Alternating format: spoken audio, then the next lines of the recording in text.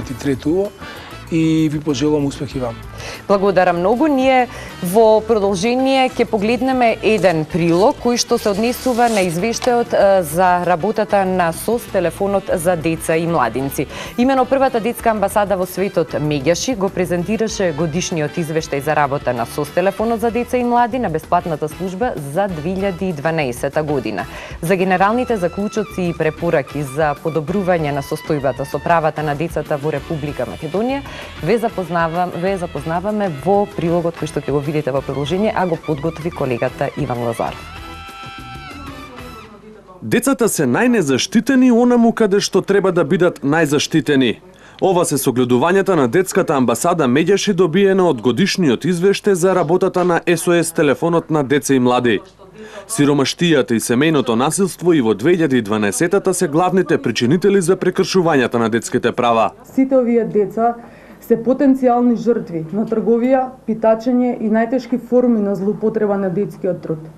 Децата не се вклучени во редовен образовен процес. Голем број од родителите сакаат да си ги вклучат своите деца во образовен процес, меѓутоа немаат можност.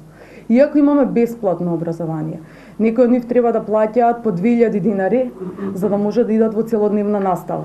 Некој кој што зима социјална помош од 1500 динари и е 6-члено семејство не може да плати 2000 за едно дете и во таков случај бираат децата да не им идат во училиште затоа што треба да јадат и да ги задоволат основните екзистенцијални потреби кои што ги имаат децата.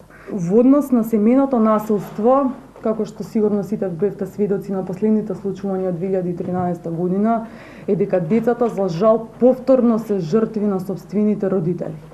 Тие деца кои што дојавиле овдека немале можност каде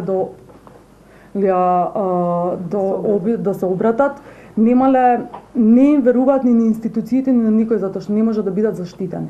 Значи, ако поставам прашањето, каде едно дете кое е жртва на семејно насилство ќе биде згрижено? Кој ќе го згрижи и каква психосоцијална помош ќе му се даде на тоа дете? Во текот на 2012-та регистрирани се 397 контакти, со кои подоцна дополнително било искомуницирано 959 пати. Вкупниот број на деца жртви опфатени во пријавените случаи е 587 деца. И она што многу не загрижува е од сите овие случаеви 1/3 се поврзани со бракоразводна постапка, неутврдено навремено старателство, надмудрување на родителите околу старателството, не давање приоритет на правото на мислење на детето со кој родител има емоционална јака врска да живее, притисок до центрите социјална работа да поимотните и влијателни родители го добијат старателството за сметка на мислењето на детето и на сметка на емоционалната врска што има изградено родителот независно од неговиот економски статус.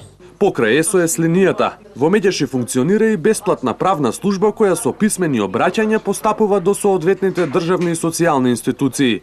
Во 2012 на овој начин било постапувано во 117 случаи до соодветните институции.